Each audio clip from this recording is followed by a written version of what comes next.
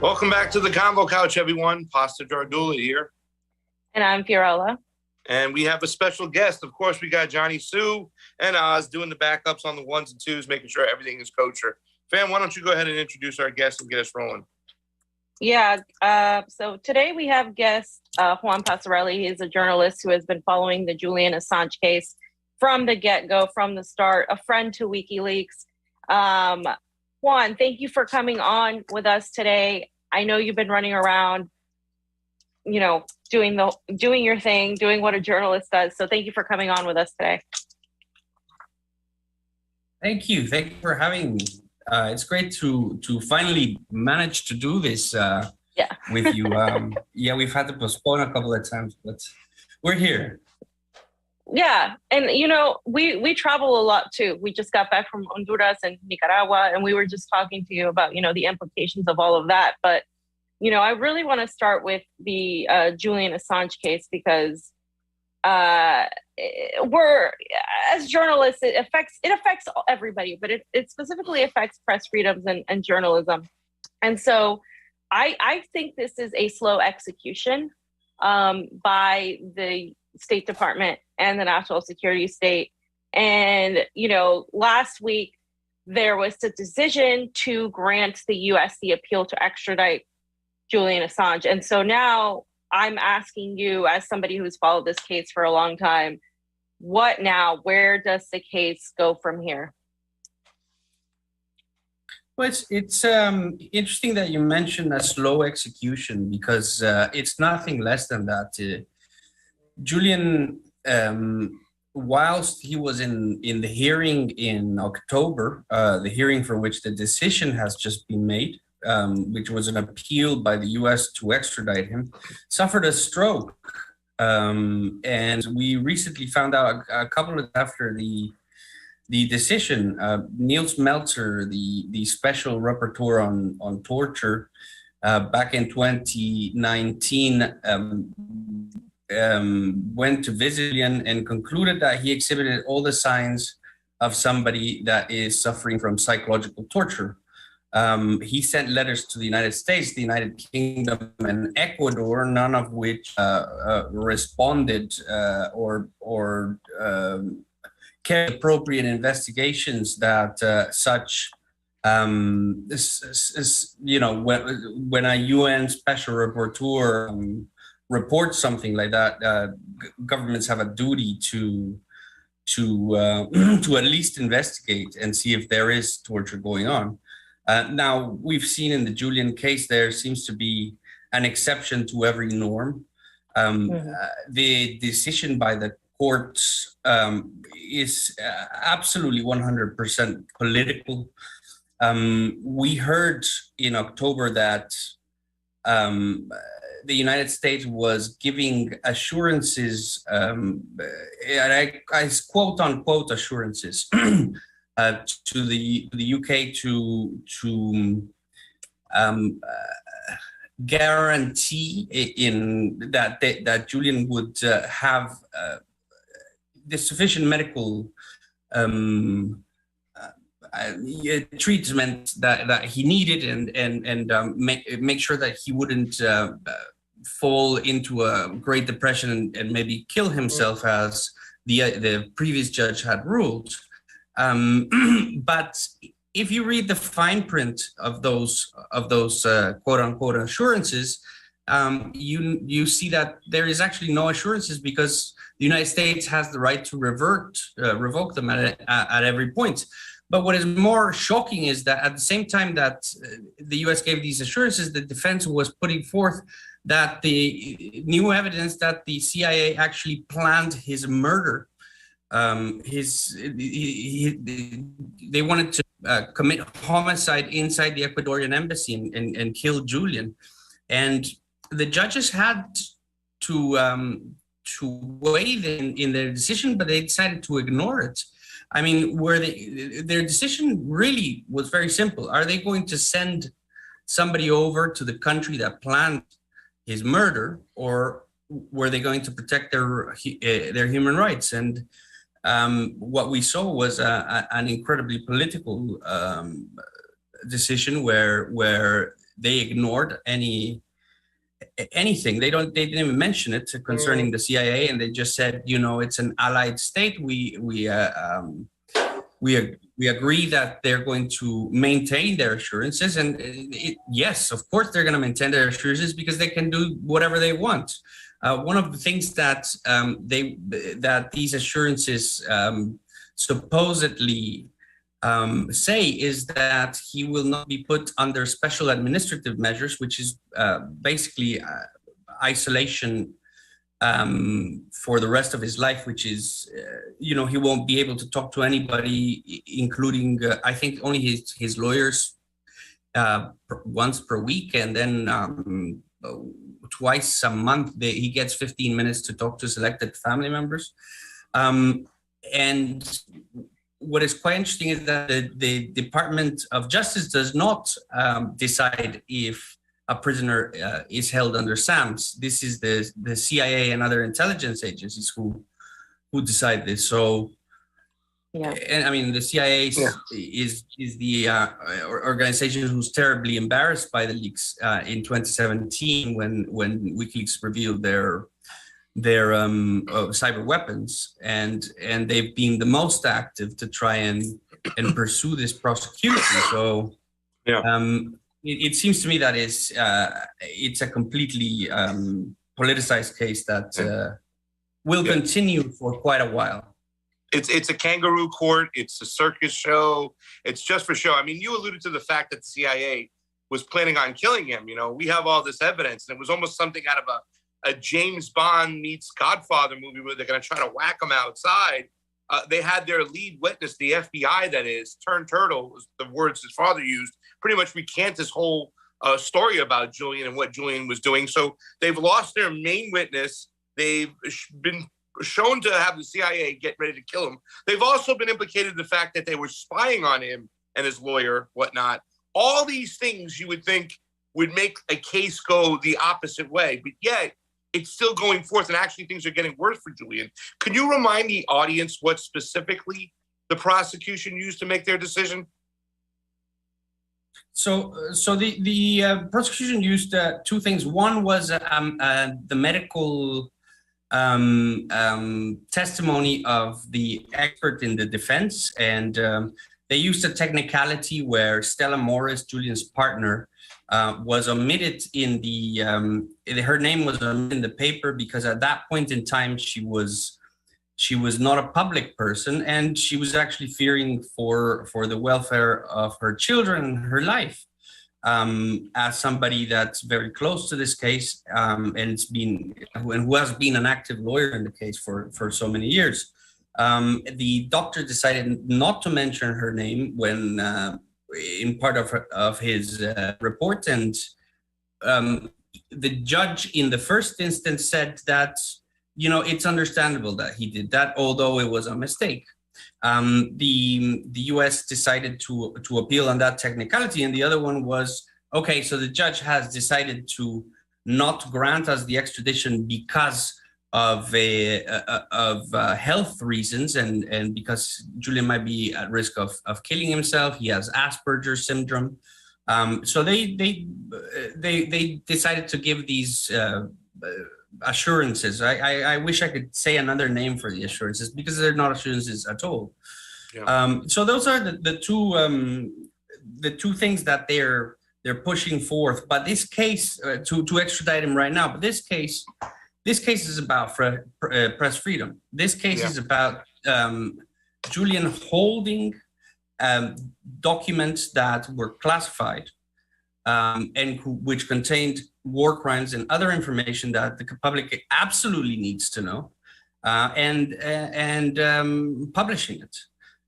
So it's I mean, the case started back in 2010 when they started with a grand jury investigation and WikiLeaks task force in the Pentagon. There was 100 people in the Pentagon investigating WikiLeaks 24/7, headed by a guy called Robert Carr, Brigadier General Robert Carr. And if you read the charges, they're literally for doing what journalists did with that material alongside Julian. So we have the New York Times, the Guardian, the Spiegel, Le Monde, all holding these documents, which apparently is now espionage, and researching and publishing and receiving these documents. That's what they're really setting a precedent for, which is not only extremely dangerous, it will carry us into a very authoritarian, West, because without press freedom and without being able to know what they're doing in our name, we don't have democracy. Absolutely. And what's being prosecuted here is the ability for us to find out what they're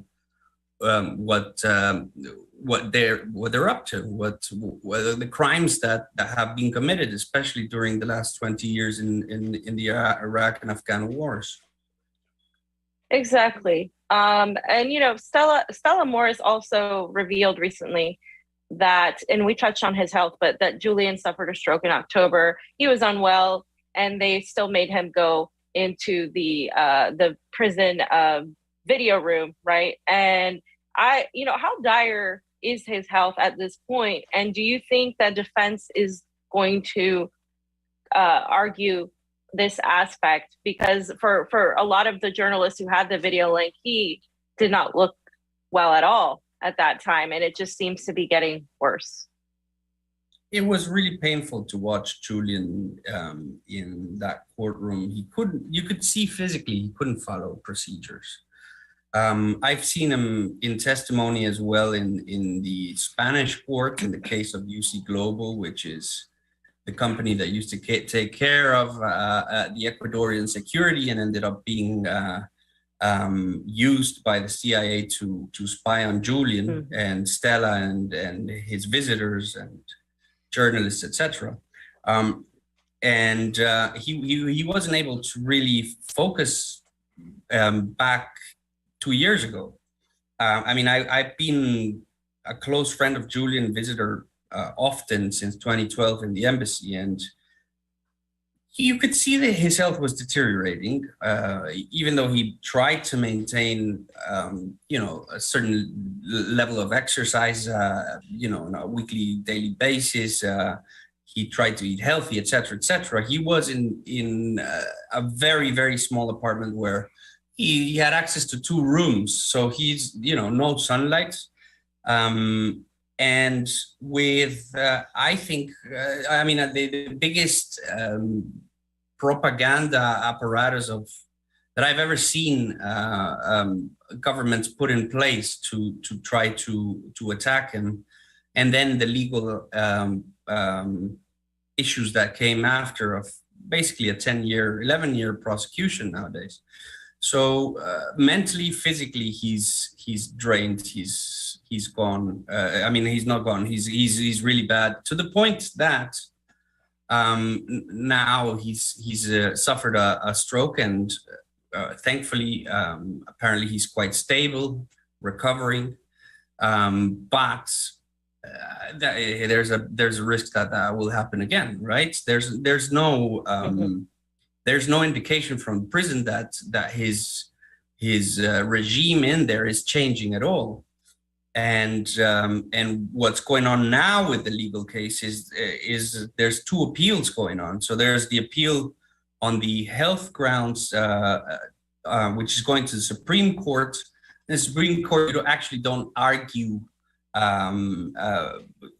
content. It's more about what happened, if it was legal, not legal. It's very technical. But at the same time, the lawyers have indicated they're going to appeal to the High Court again, but for stuff that the first judge ruled against Julian, including the freedom of the press aspect, which she she basically just said Julian had a something like state manipulating system inside the embassy, something like that. Based on a CNN article that we know is fake. Yeah. And the fact that this is a political persecution, and you cannot extradite anybody for political reasons in the extradition treaty, which the judge said Julian could be extradited on the treaty, but he couldn't defend himself with that treaty because of a technicality concerning a parliament decision. So now we're in a state where in the United Kingdom, not in the US yet, but in the United Kingdom, a journalist can be extradited for holding classified information, not even publishing it, just receiving it.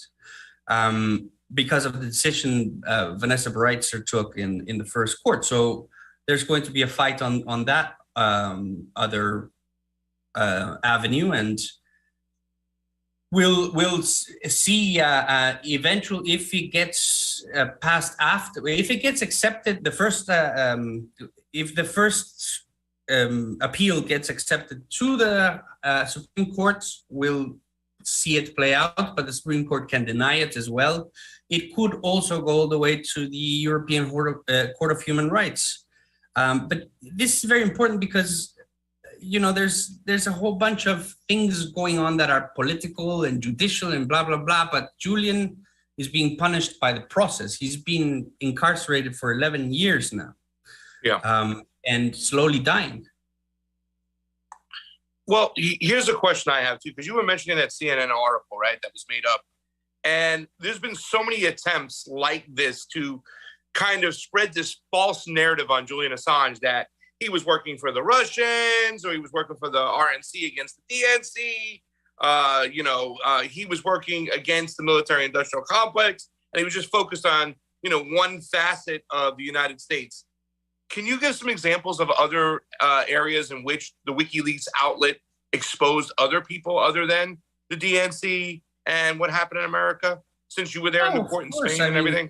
Since 2009, WikiLeaks, the first release WikiLeaks ever made, actually affected the elections in Kenya, because WikiLeaks revealed a report about the then President Daniel Arap Moi, where right before the elections, the documents were revealed, and that created unrest, and it eventually ended up changing what the future of the results looked like, which is very interesting, because this is always a question with the DNC. Why did they release before the election? Of course, you're looking to create the biggest impact when it's necessary for the people.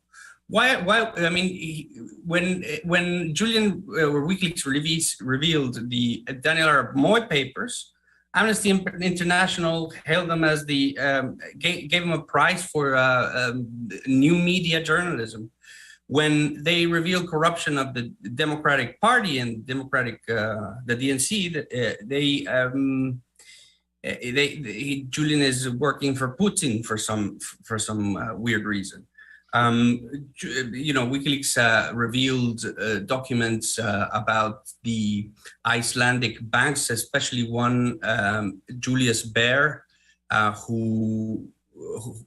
in which there was a huge amount of corruptions. They were giving out huge loans without any backup to their owners, ended up in the collapse of the bank. And actually, because of these leaks, new legislation passed in Iceland, and it was the country that recovered quickest from the 2008 crash. There's been leaks on Scientology. There's been leaks on the far right, the donors of the far right political party, the British National Party in the UK. There's millions and millions of documents that have been revealed, not only about the United States, pretty much about every other country in the world. Now, the US is very centric, and it's very convenient to say Julian or WikiLeaks are anti-American. WikiLeaks is a journalistic outlet. They receive information. If it has any cultural or historical significance or public interest, they will publish and protect their sources. All the documents that WikiLeaks has revealed are real. Yeah. There's no other news outlet in the world that has 100% accuracy, and also 100% track record keeping their source. Every case of an alleged source of WikiLeaks has been found out for other human errors that do not concern WikiLeaks. Obviously, these track records could sometime, at some point, everybody's flawed. There could be a mistake done, but up to this date, WikiLeaks is I think the truest outlet there is, and I compare that to the BBC. In 2002, I think there was this nuclear scientist called David E. Kelly. He was a source of the BBC. Yeah, he told the BBC that he had been analyzing Iraq's capabilities for weapons of mass destruction or nuclear weapons, and there were none. The BBC revealed him as a source, and he ended up killing himself in very mysterious circumstances. So, the BBC has blood on their hands. Plus, all of these huge outlets, they pretty much campaigned for the war on terror, the weapons of mass destruction. They didn't do their job. So they are as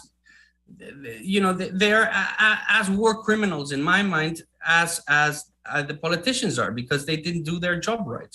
They campaigned to go into Iraq and Afghanistan. They campaigned for Israel to continue slaughtering Palestinians.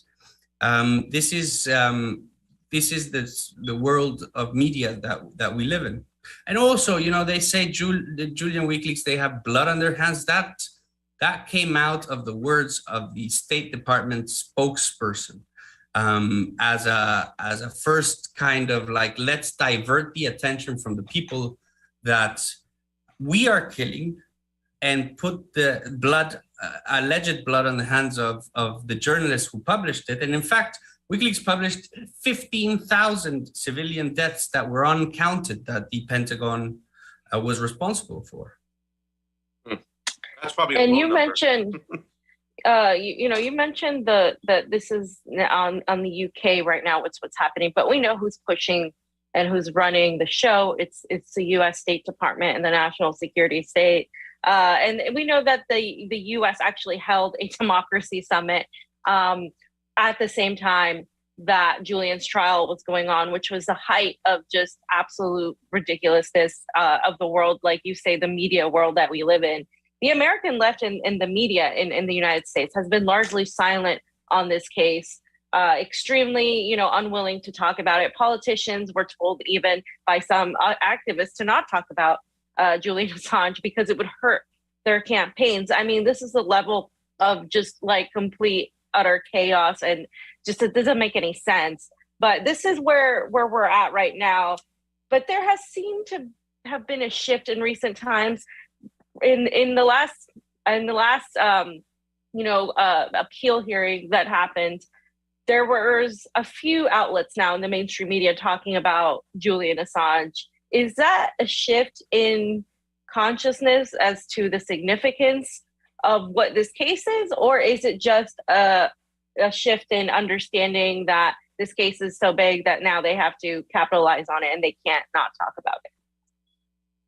It's very interesting that you started with that summit and the veil that they try to, which is so thin, that veil that they try to still hide themselves under, this quote unquote freedom and democracy, and we love journalists and we will put a couple of $1 million into a fund to protect journalists. At the same time, there's a Nobel Peace Prize giving two very worthy candidates for the Nobel Peace Prize a prize, but they're journalists that are uncovering things in the Philippines and in Russia, right? Not the Western dissenters and the people who are uncovering the Western crimes, which is very, very interesting. And so you see these people, you see all these incongruencies, and at the same time you have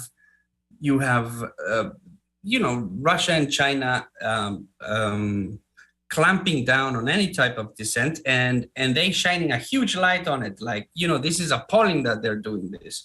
But it's their veil is again so thin that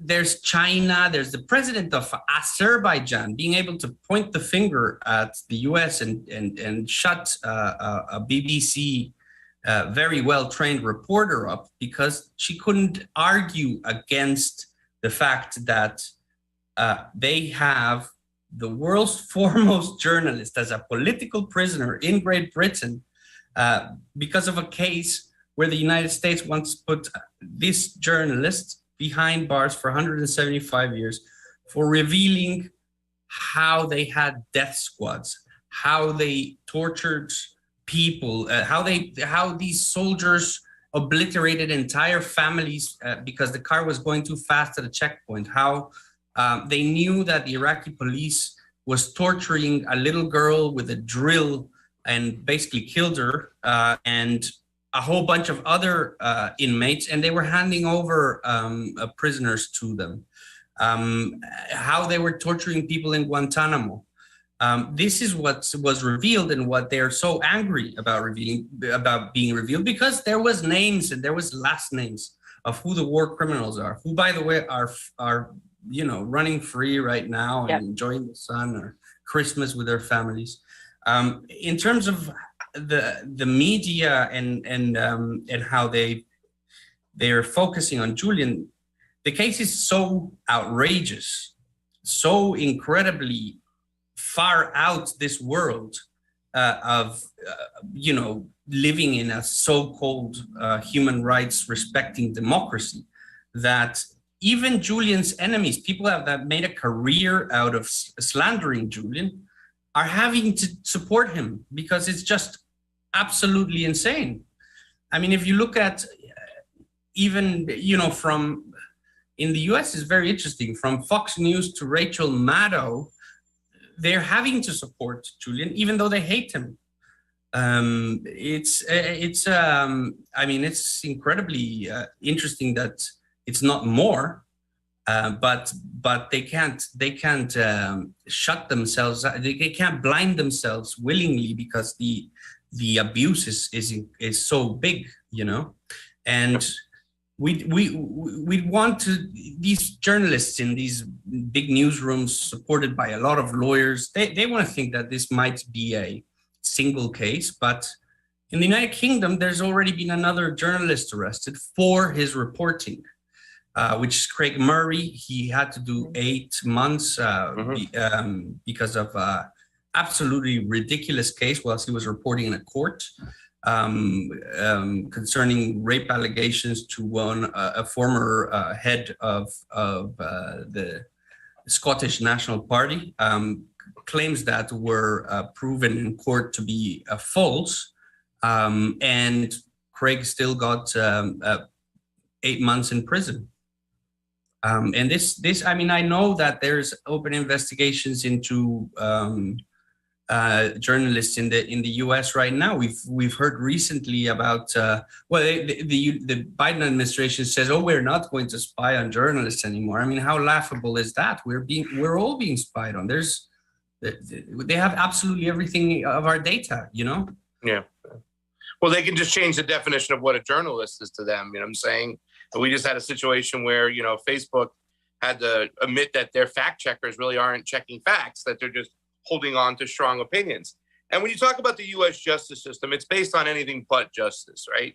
I mean, this U.S. empire is attempting to exert international jurisdiction over the free press, pretty much. Should Assange supporters and activists continue to fight through this corrupt justice system, or is the time for something new come? Well, we have to do everything in our power.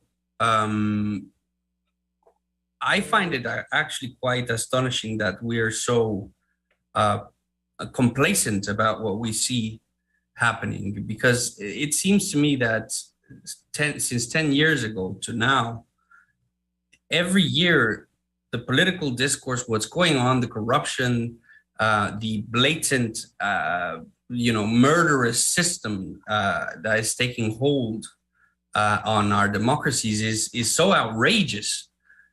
Yet we sit and watch and kind of just, let it go by.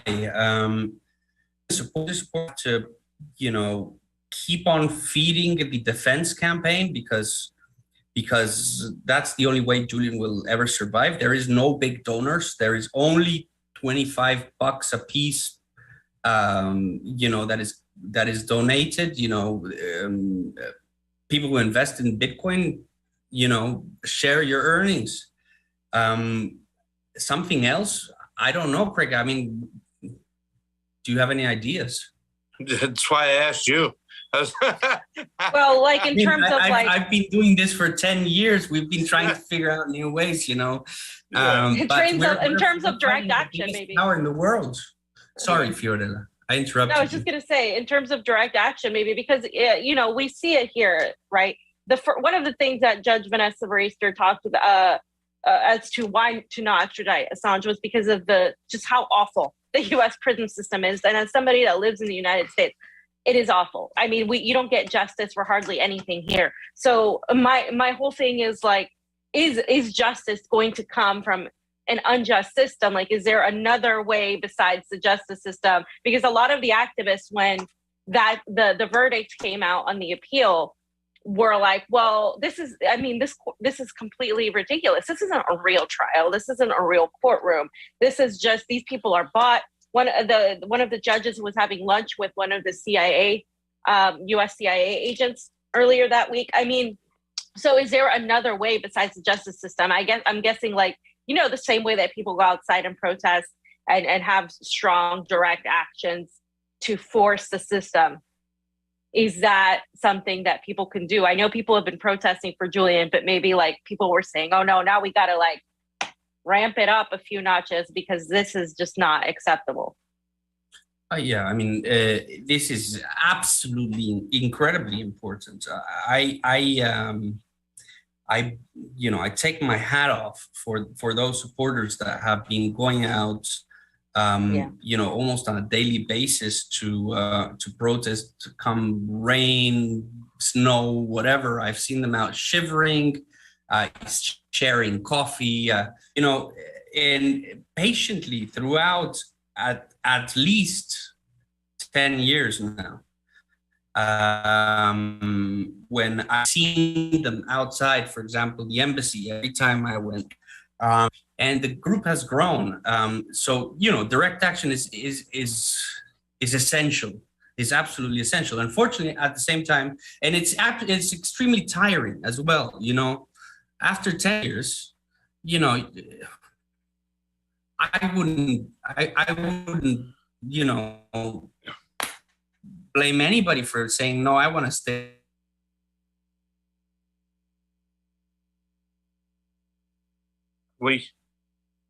I think we lost him for a second. Yeah, he's frozen. Yeah. And here we are. And action. Oh, Juan, it's me, a double me. Can you hear me? There you are. Yes. Yeah, we can hear you. We're good. Sorry. So I was just saying that it's I can understand people getting tired, but this is the biggest marathon we're running, and even if Julian is out, the marathon is not over because we still have a completely tipsy top turvy system. So Julian's freedom is halfway, and we will get there. I cannot see that Joe Biden and the Democratic Party want Julian in the U.S. I think they're just playing the game of extending as much as they can Julian's prison time and torture, which is why this is a punishment by process thing. Yeah. And if Julian dies in the process, or maybe is suicided, as some people say, well, that's, they're happy about that. But there's a big battle ahead, and we cannot only keep on doing what we're doing every day, Yeah. I'm lucky enough that I can do this full time, and seen a whole dedicate that, which is incredible. And I urge everybody to join the fight with as little or as much as you're willing to give. Exactly. Just to wrap up, Juan, you had a world premiere of your film, The War on Journalism. Just tell the audience about this film and where they could watch it. Sure. So if you go to YouTube or my Twitter account, which is underneath my name, it's the War Against Journalism, the Case of Julian Assange. It's a short film I made to explain in very simple terms, without all the outside political noise, what I think is a very simple case. Somebody published war crimes, published criminal behavior by governments, and then the government's pushing back and trying to get rid of this publisher and this amazing system that he created, which is a Dropbox anonymous system that allows people within these governments that have the information and can show that there has been crime through sharing documents, they can show it to the world. And so it's basically a story of vengeance, you know. The war criminals were shown a light on them with name and last name, and they went back. Took the light away, and showed it on Julian, and then they slandered him for 10 years. Which, by the way, you can make anybody a monster with Julian. He's not a monster. I know him very well. Yeah. He's an incredibly bright, incredibly principled person. So, I mean, that's the story. Without all the noise, I try to give you a very simple case of how we're going to lose our freedom, the little democracy we have left, if we allow this to happen. Yeah. Well, thank you so much for coming on, Juan, today. It was great. You know, I think that what the Action for Assange crew did out here, which was try to merge some of the Julian Assange events with other events that share the same mentality, whether it be an anti-war one, the NDL wars one, whether it be a fuck censorship one. You know what I'm saying? I think that also helps too as well, because at the end of the day, I feel that what Fiorella said, getting bodies in the streets, that's what we need to combat also what happens in the court, I think. And we thank you for going and educating people all the time on Julian Assange. You're one of the best at it, and thank you for coming on the show. Thank you, Juan. We appreciate you.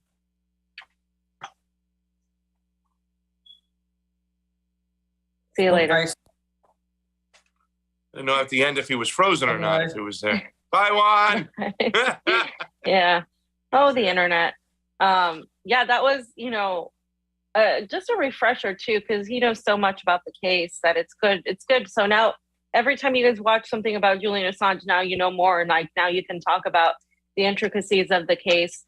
Some of the things, you know, we've talked about already, but coming from somebody too who has been there since day one, it's important. Yeah.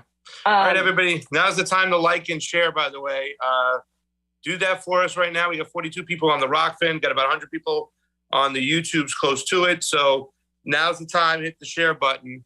We're going to spend a little time on YouTube before we get on out of here. So we have a good show for you. Fam, did you want to say anything else? No. Well, let's get to All right, let's get going. Let's go to slide 4. Yes. So pretty much, fam, what's been going on right now, a lot of people have been paying attention to it, is that the other day, stuff went down in Libya. So just to rehash and let people understand what's going on is Muammar Gaddafi's son was disqualified, then requalified from running in the Libyan election. And there's a little picture from him in The Guardian. There's Saif al-Assam Gaddafi. He was ruled ineligible amid disputes over rules and threats to the peace process. So Libya's election commission said on Wednesday that Saif al-Gaddafi, and this is going back about 3.5 weeks ago, the son of former ruler and strong candidate in December's planned presidential election, was ineligible to run, compounding the turmoil surrounding the vote. So here comes the West, fam. You know they're going to use their outside influence. They don't want a Gaddafi getting back in power. Gaddafi was one of the 25 candidates that the commission disqualified, 25 of them, by the way, and an initial decision pending an appeals process that will ultimately be decided by the judiciary. 98 Libyans registered as candidates. I don't know why they just don't pick their person and put them up there and just say, this is who you got. Just accept them, yay or nay. Otherwise, we'll continue to rain death and destruction. They want to have the image of a democracy, but yet they can eliminate all these candidates they want to. Disputes over election rules, including legal basis of the vote and who should be eligible to stand, threaten to derail the internationally backed peace process aimed at ending a decade of factional chaos. The internationally backed peace process, the international process that turned the country into chaos, one of the most peaceful countries out there. It's just a joke at this point. The military prosecutor in Tripoli has urged the commission to rule out Gaddafi after his conviction in the absentia of war crimes charges in 2015 for his part in fighting the revolution that toppled his father, Muammar Gaddafi, in 2011. Gaddafi has denied any wrongdoing. So just the other day, fam, he was disqualified, then he was requalified. So armed groups then the other day, this is talking about just a couple days ago, controlled the vicinity of the prime minister's headquarters in Tripoli following tensions that erupted due to the presidential appointments of officers and the establishment of brigades with leaders linked to hardline groups. So here it is. Check it out. They surrounded the building. There's problems now with the government. And remember, there's factions of Egypt in here. There's factions of Turkey in here. But they're going to stop this election no matter what. It seems like their goal is. Here's a little video.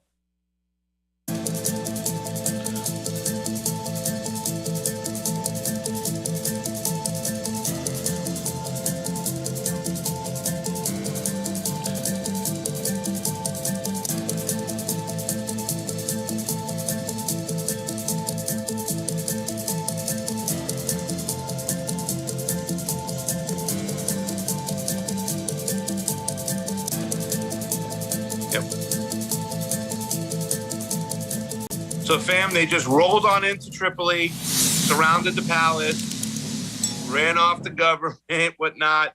And the person who was suspected of leading this militia is a name by the name of Mohammed Yunus al-Menfi. And it said, unconfirmed reports, the NATO-backed Libya leader, Mohammed Yunus al-Menfi, behind today's armed assault in Tripoli to cancel the elections that could affect Muammar Gaddafi's son as the next president. So here's a little video from Ashfin Ratanzi talking about who this gentleman is and what to expect of what's going on. I want to ask you who General Haftar is. He's a former CIA asset.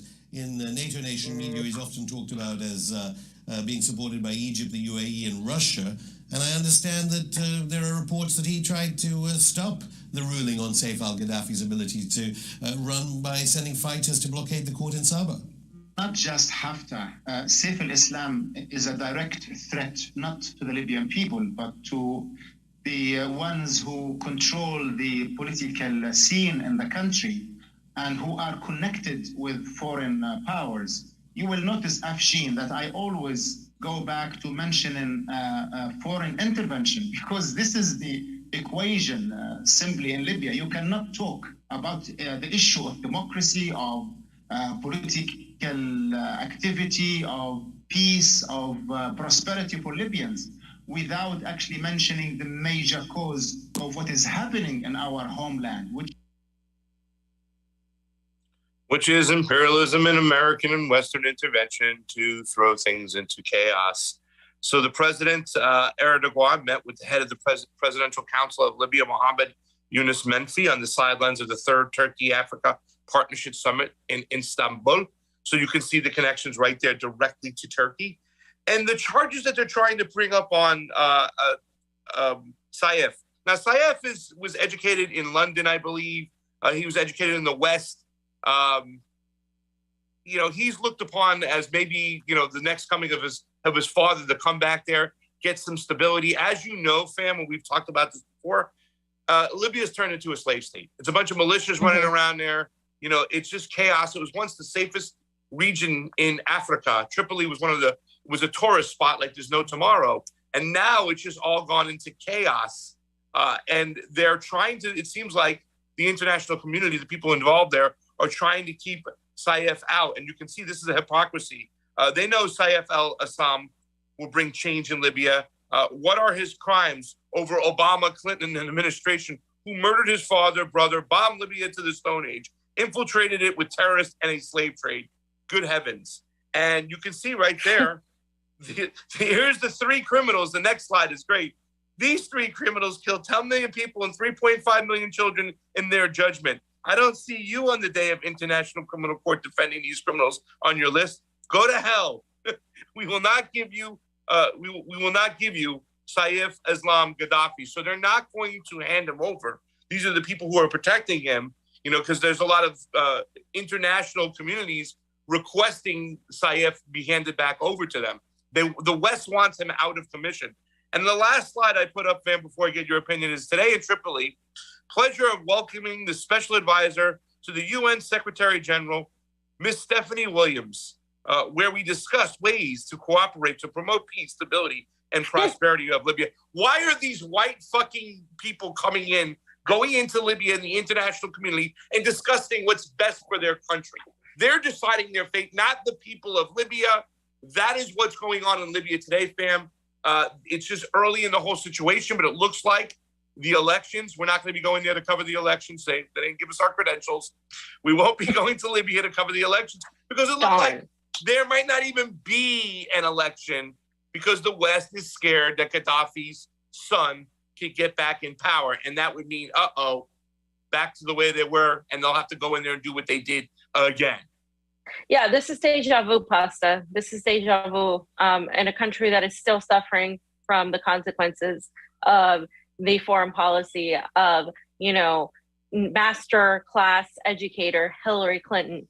And it's crazy how, people always say like, oh, you guys get it right. Like you guys were talking about these things. It's because it's constantly happening. And so now you can see NATO-backed forces are once again attempting to remove somebody from an ability, like a chance to be elected, which is once again U.S. meddling. And you're absolutely right. These Westerners are coming into this country once again trying to exert some sort of Monroe Doctrine aspect of the United States in order to dictate some form of of just a veil of democracy, really, the veneer of democracy that they're saying. Because if any democracy will happen, it'll happen by the Libyan people, not with the United States or the West meddling in there. But we see this happen time and time again. And it's unfortunate that so many people just don't talk about these things because they don't understand how it's directly related to every little thing that happens in domestically in our country as well.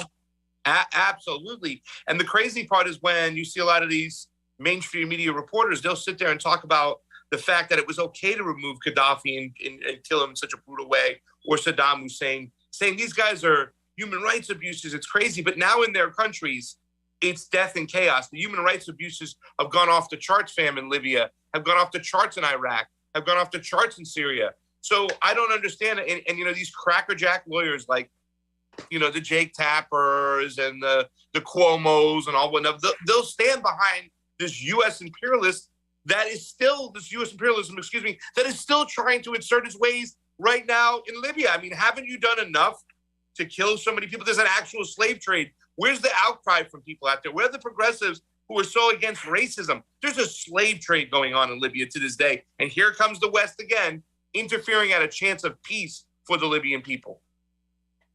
Yeah. Sam, you said it.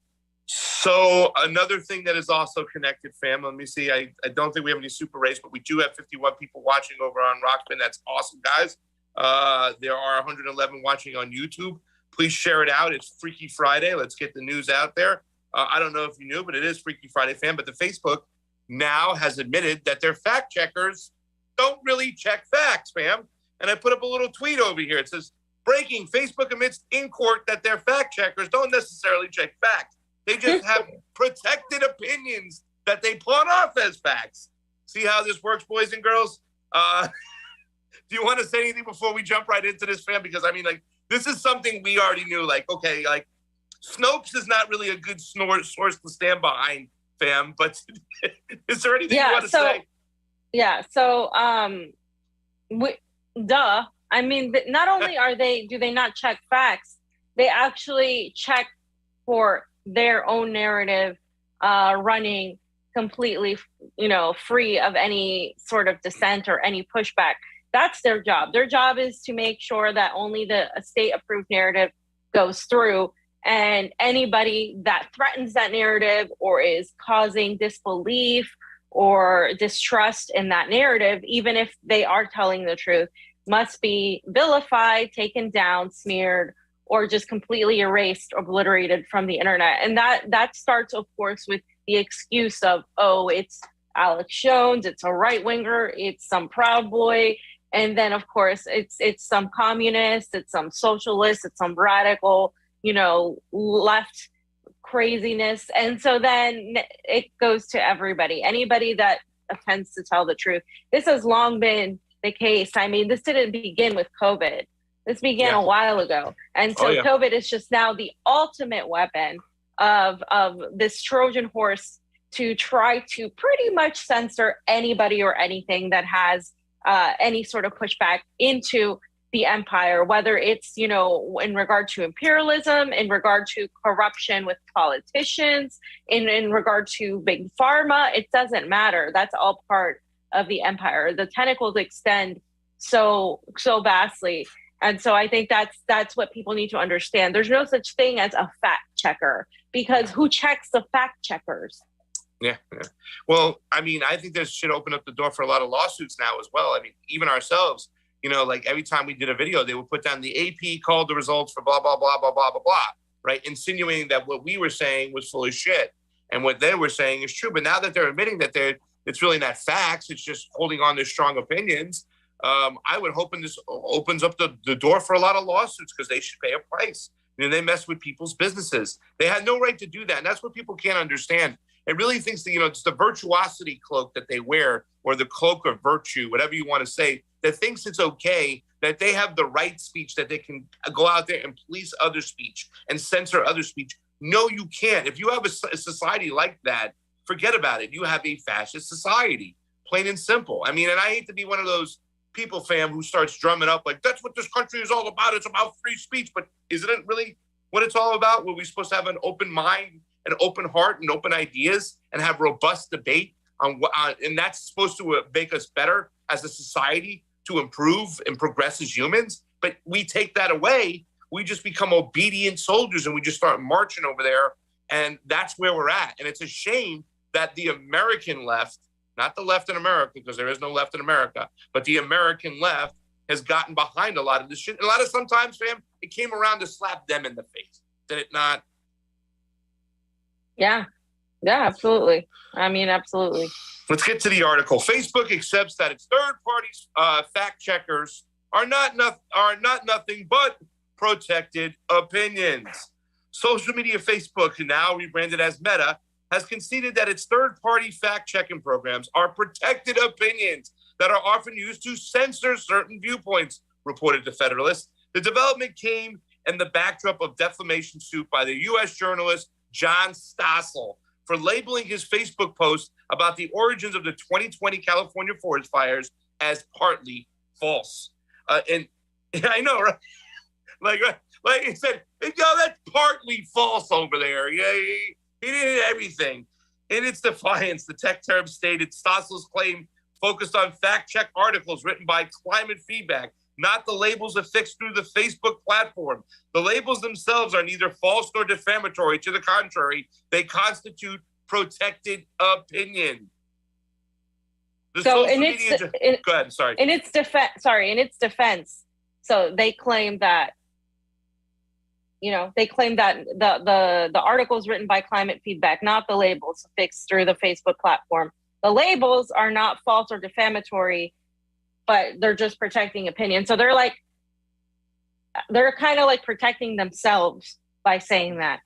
We're only protecting opinions. So now we don't have to commit to a fact at all. So we can say that, you know, we can say something we can insinuate it's a fact. The public will see it as a fact, but it's just opinions. Yeah. It's bullshit. You know, it's tiptoeing around this shit in court too as well. It just makes me so pissed off, you know, because they use these third-party fact checkers, played it off as facts, right? Use that to censor people's opinions, and it was only their narrative. So only their donors, only their political allies, only their opinions, but not, you know what I'm saying? And once again, I don't want to hear that they're a private company. This private company is entered into a public agreement, especially when they have easements, especially when they agree to abide by a certain rule that shields them from getting sued, right? So, I mean, it's just ridiculous that people are going to stand behind this shit and not call these people out. I mean, the walls are crumbling down every single day, but it seems like people are still just so goddamn consumed with what's going on around them, especially COVID. So yeah, I mean, they call it the metaverse now, right? So it's a metaverse. Like, how do you think that Facebook, that is now going to be the metaverse, is going to suddenly qualify as being a private little company it's calling itself a metaverse. Think about that for a second when you're trying to argue on behalf of these gigantic, powerful corporations that influence government, legislation, and all of these things. The last part of it says the social media giant suggested that its continuous fact-checking program is regulated by third-party sites. Contentious? I'm sorry. Did I say continuous? Contentious fact-checking program is regulated by third-party sites, which are entitled to their opinions. The Federalist reported that the Facebook uses fact-check to curb dissemination of information that it wants to censor. Yep. There you go, ladies and gentlemen. Yeah, like it's basically admitting to you that it manipulates what information gets put out there and what information doesn't, based on what they want, not based on what, some sort of moral obligation to the public, some sort of truthful obligation to the public, but based on what they decide. And who's they on Facebook, really? Like, who's they? Oh, it's a bunch of freaking Silicon Valley rich 1%ers who get to decide what you get to read, what you get to see, and eventually then what gets programmed into your brain as being fact or not. This is why we're seeing what we're seeing with COVID, because people are so, they're just completely ignoring the fact that they're propagandized at every turn, every single day, from the moment you wake up to the moment you go to sleep, you're propagandized. And so when you go online and you see, certain posts by certain people, or you only see certain advertisements by certain advertisers and publications and news sources, that's just going to be the universe, the metaverse you create in your own world, and that's all you're going to see. So you're going to pretty much only see what they want you to see, and that is why it's so important to tie everything to free speech, to free censorship, to the ability to have dissent. This is why Julian Assange is important. This is why people speaking out against the state lies on the COVID narrative are so important. This is why, because they control the information that is disseminated to you, and then in those ways control what you think eventually, what you think, and what then you put out there and how you react to things. It's extremely a form of psychological manipulation. Yeah. Well, they have all the psychological tools to move you in whatever direction they want to move you in. When we say they, even if it's just Facebook, this isn't a private company. This goes directly to the ruling class, right? These are all the big wigs out there making all the decisions on what's going on. The tech monopoly, the technocrats, they're attached right to the government. You know what I'm saying? This is not just one guy and Mark Zuckerberg making decisions just for his own benefit of his own company. No, they work in tangency with the ruling class, and that's what this is about. This isn't about just getting their opinions out and making money. This is about control, right? And anybody speaking against that narrative, anybody who put that information out there that is not part of their club, will get beat down and shut up and censored. And it ties directly to, Julian Assange. You know what I'm saying? They start jailing people who just put out information. You know what I'm saying? He wasn't even the reporter there. He just published it. So, I mean, anybody who's going to talk against the narrative of the main consent is going to get shut down, and that's what this is about. And they just proved it in a court of law. This reminds me, fam, a little bit of what happened in the DNC lawsuit when they said they could go in the back room full of cigar smoke and pick whoever they want. I was like, I know that's what you guys think you can do. But I thought them kind of exposing themselves would change things. It did not. I don't know if this is going to change things. Do you think it's going to change anything now that they admitted that they don't have fact checkers? I mean, all those people we argue with on Twitter, what could they say now? No, they're not, because they're so propagandized already that, even when people, for instance, and have been getting certain side effects from certain boops, they're not, when they don't blame that, they blame something else because they're so propagandized to think that it doesn't happen. So even if the situation is right in their face, they're just so programmed to discard it as misinformation because they're repeating without even realizing it. They're repeating exactly what the mainstream media and these narrative managers want them to repeat. The same exact words they're quoting us when they're arguing. The same exact, they're using the slogans and they don't even realize it. And they're using the slogans brought to you by Pfizer without even understanding that they're using it. It's funny because I think Jonny was going at it with somebody, right? And that person was saying, oh, you're taking a small group of people of color and you're using their opinion. Meanwhile, the majority of people of color are for mandates. And I'm like, well, how do you know that? Like, who did you get that information? Did Don Lemon tell you that? It's like they're repeating the same things the ruling class is telling them to repeat. It's like they have no clue or knowledge of it. But that's what the mainstream media could do, too, as well, when they can get their propaganda out there. When they control all the companies, whatnot, and they control what's said, they have a very big impact on a lot of people who unfortunately will be just a bunch of sheep and follow along, fam. Yep, absolutely, fam. It's sad. No, not yet. We're going to start with YouTube and then we'll go to Rokfin.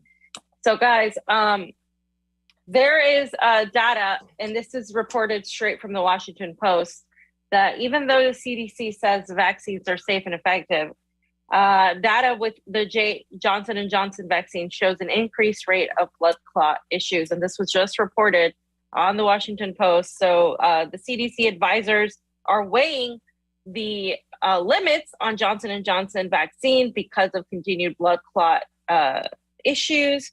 And the CDC and prevention have a meeting yesterday. They had a meeting to weigh the possible issues because of the, with the blood clots coming from J&J, mostly in young and middle-aged women. This is according to clinicians familiar with the agenda. The single-dose vaccine has been linked to a rare and severe type of blood clot, which halted its use for 10 days in April as federal health officials look more closely at 6 women who experienced the problem. That is so far, of course, the numbers that have been reported. The only known cases among more than 7 million people who received the vaccine in the United States at the time. One of the women died. The pause was lifted after an extensive safety review that determined that the vaccine's benefits outweighed the costs. And so they're showing that new data shows increased rates of the clots in people who received the J&J shot has increased since April, but they reiterate that the problem is still rare. And there have been in total about 9 deaths related to the issue. And they updated their fact sheet this week. The FDA updated their fact sheet this week, saying that the highest reporting rate of clot issues, about 1 case per 100,000 doses administered, has been women 30 to 49 years old, so relatively younger women, young adulthood to middle age. A comprehensive review of the blood clot condition followed vaccinations between the last December and August 31st, found 6 deaths among 50 confirmed cases of blood clot condition among recipients of the one-shot regimen. Remember that Johnson & Johnson was initially a one-shot vaccine. And during that period, 14 million doses of the vaccine were given. And according to a study published last month that has not yet been peer-reviewed, by the way. So they're going to continue to monitor, I guess, the situation. But really, those numbers seem very low. And they're still reiterating the fact that the numbers are still low. So it's not, it's not as worrisome. And, they're kind of, they're talking about another option that, according to a federal official familiar with the situation, would be to recommend that the Pfizer and Moderna vaccines over the Johnson & Johnson, because if the Johnson & Johnson is not, it's having all these issues, then they're saying that it's better to recommend the Moderna and the Pfizer. And so they were supposed to add language that showed that had additional warnings that targeted the women under 50, right? Because this is mainly affecting women from 30 to 49, but they didn't do that. And they didn't put that little disclaimer in there, but they said that they added guidance to physicians so that women would be aware of the risk for these vaccines. So just strictly from what was reported on the Washington Post, it's interesting. Mainstream media is now reporting things that were reported by independent journalists like over a year ago. But glad they're coming around. Glad they're coming around. Better late than never. But before we go to Rokfin only, I just want to say the fact that mainstream media is now reporting on this, what they're reporting. You have to look further because they're only reporting what they're allowed to report.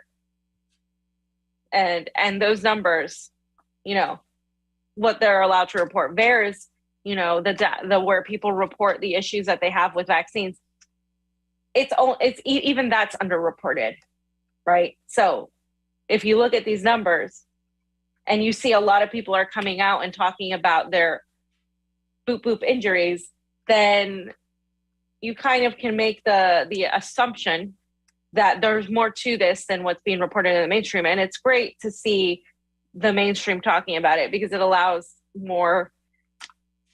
It just shows that they're losing the narrative. It just shows like there's so many things that weren't admitted to in the beginning. And I think more people who are fully vaccinated as well are starting to be like, wait a minute, what's going on here?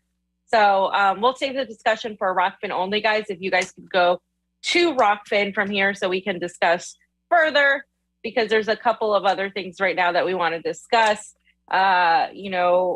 with Pfizer and Moderna.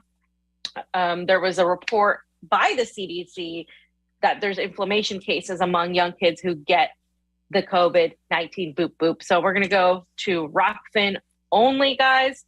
If one of you guys could put it in the YouTube chat so people can go. And Sam, if you want to say anything. Oh, it's not there. Put it up there, guys, if you can.